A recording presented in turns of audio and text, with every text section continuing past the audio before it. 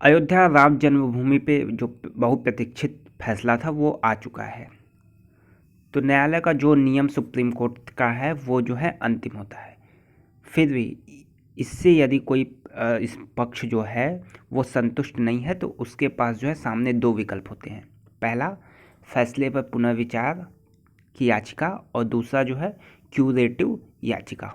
तो इस वीडियो में लोग देखेंगे ये दो विकल्प कौन कौन से होते हैं। ठीक है, तो पहली बार जो ये पुनर्विचार याचिका या क्यूरेटिव याचिका, दोनों की जो अवधि होती है वो फैसले से 30 दिन तक होती है। ठीक, यानी अगले 30 दिन के अंदर जो है ये दोनों याचिका जो है दी जा सकती है। तो फैसले से असंतुष्ट पक्ष के पास केवल दो जो है कानूनी विकल्प होते हैं। पहला क्या होता है, पुनर्विचार की मांग कर सकते हैं, और पुनर्विचार याचिका खारिज होने के बाद असंतुष्ट पक्ष जो है क्यूरेटिव याचिका दाखिल कर सकता है। ठीक है, लेकिन इसके लिए सुनवाई के जो है वो नियम तय हैं। नियम कहते हैं कि किसी भी फैसले के खिलाफ जो है 30 दिन के भीतर पुनर्विचार याचिका दाखिल की जा सकती है, और इसके साथ ही साथ याचिका पे वही पीठ विचार करती है जिसने फैसला दिया है। यानी जो पुनर्विचार याचिका होती है उस पर जो है वही पीठ बैठती है, वही 5 जजों की बेंच बैठेगी जो जिन्होंने जो है फैसला दिया है उस विषय पे।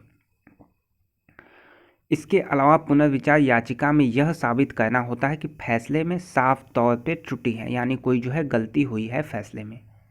ठीक, और यह जो याचिका है इसकी जो सुनवाई है वो खुली अदालत में सुनवाई नहीं होती। उस पर फैसला सुनाने वाली पीठ के न्यायाधीश जो है चैम्बर में सर्कुलेशन के जरिए सुनवाई करते हैं, और साथ ही साथ यहाँ पे जो है वकीलों की कोई दलीलें जो है नहीं होती हैं, सिर्फ मुकदमों की फाइलें और रिकॉर्ड होता है जिस पर जो है विचार किया जाता है। पुनर्विचार याचिका, पुनर्विचार आपने याचिका दिया है, ये जो है खारिज हो जाता है आपका। फिर इसके खारिज होने के 30 दिन के भीतर आप जो है क्यूरेटिव याचिका दाखिल कर सकते हैं। ठीक, और इसका जो सिद्धांत है यह जो है अशोक रूपा हुडा मामले में तय किया गया था 10 अप्रैल 2002 को, और इसके नियम जो है वो केवल बहुत सख्त हैं।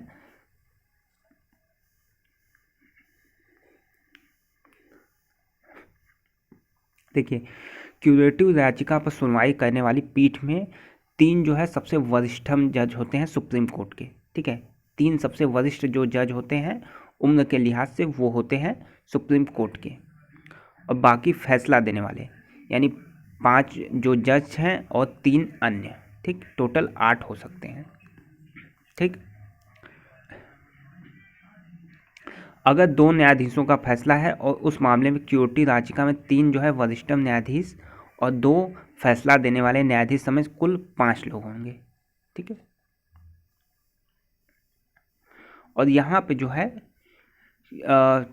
उसमें जो है सिर्फ कानूनी प्रश्न पे ही विचार किया जाता है। अब जो है क्यूरेटिव याचिका होता क्या है, और ये अयोध्या मामले में मुश्किल इसमें अड़चनें क्या हैं। तो अयोध्या मामले में अड़चनें क्या हैं ये देख लीजिए। बहुत ही मुश्किल है कि यहाँ पे क्यूरेटिव याचिका जैसी कोई बात हो। देखिए, इसके नियम है कि 3 जो है वरिष्ठतम न्यायाधीश सुनवाई पीठ में शामिल होंगे, और बाकी जो है फैसला देने वाले। इस मामले में फैसला देने वाले 5 न्यायाधीशों में जो है 2 न्यायाधीश वरिष्ठतम हैं। कौन कौन? रंजन गोगोई और S.A. बोबडे, जो अगले मुख्य न्यायाधीश हो जाएंगे 17 नवंबर के बाद। ठीक है, तो 2 तो भाई मुख्य न्यायाधीश इसमें हो ही गए, जिन्होंने वरिष्ठ न्यायाधीश हो गए, जिन्होंने फैसला जो है सुनाया है। और यदि क्यूरेटिव याचिका जो है सुनवाई का नंबर जस्टिस रंजन गोगोई की सेवानिवृत्ति यानी रिटायरमेंट के बाद आता है, तो सुनवाई करने वाले पीठ में जो है जस्टिस S.A. बोबडे शामिल होंगे, जो उस समय जो है मुख्य न्यायाधीश बन जाएंगे। ठीक है, चीफ जस्टिस ऑफ इंडिया जो है उस समय बन जाएंगे 17 तारीख के बाद। इसके अलावा 2 और वरिष्ठतम न्यायाधीश होंगे, जस्टिस N.V. रमना और अरुण मिश्रा। ठीक है, जस्टिस रमना, अरुण मिश्रा और बोबडे, ये 3 जो है वरिष्ठ जज जो है हो जाएंगे। और फिर नियम के मुताबिक जो है न्यायाधीश फैसला सुनाने वाले होंगे। 5 न्यायाधीश फैसला सुना है तो पांचों ये न्यायाधीश होंगे, जिसमें कि जस्टिस DY चंद्रचूड़, अशोक भूषण और SA नजीर होंगे। ठीक, तो इस हिसाब से देखा जाए तो पीठ में जो है कुल 6 जज बैठेंगे। ठीक, 5 में से तो एक शामिल हो जाएंगे, मुख्य न्यायाधीश बन जाएंगे, 4 यहाँ से, 2 जो है वरिष्ठ, यानी टोटल 6 जज बैठेंगे क्यूरेटिव याचिका की सुनवाई करने के लिए। और इसमें 4 जज ऐसे होंगे जो इस मामले की सुनवाई जो है कर चुके हैं। ये देखिए, पीठ में कुल न्यायाधीश 6 होंगे, जिसमें से 4 जो है फैसला सुनाने वाली मूल पीठ में होंगे।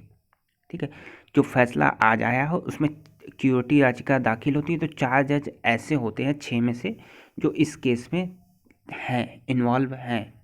ठीक है, तो बड़ी पीठ और फ्रेश माइंड यानी नए न्यायाधीश द्वारा विचार के उद्देश्य को पूरा नहीं करता, तो इसलिए जो है ये फैसला जो है 6 में से जो फैसला होगा वो बहुमत का होगा, और कोई भी न्यायाधीश जो है वो अपने फैसले के खिलाफ नहीं जा सकते। तो करीब करीब ये मान के चलिए ये ऑप्शन क्यूरेटिव याचिका की ये नहीं है। ठीक है, एक पुनर्विचार की याचिका ये लोग कर सकते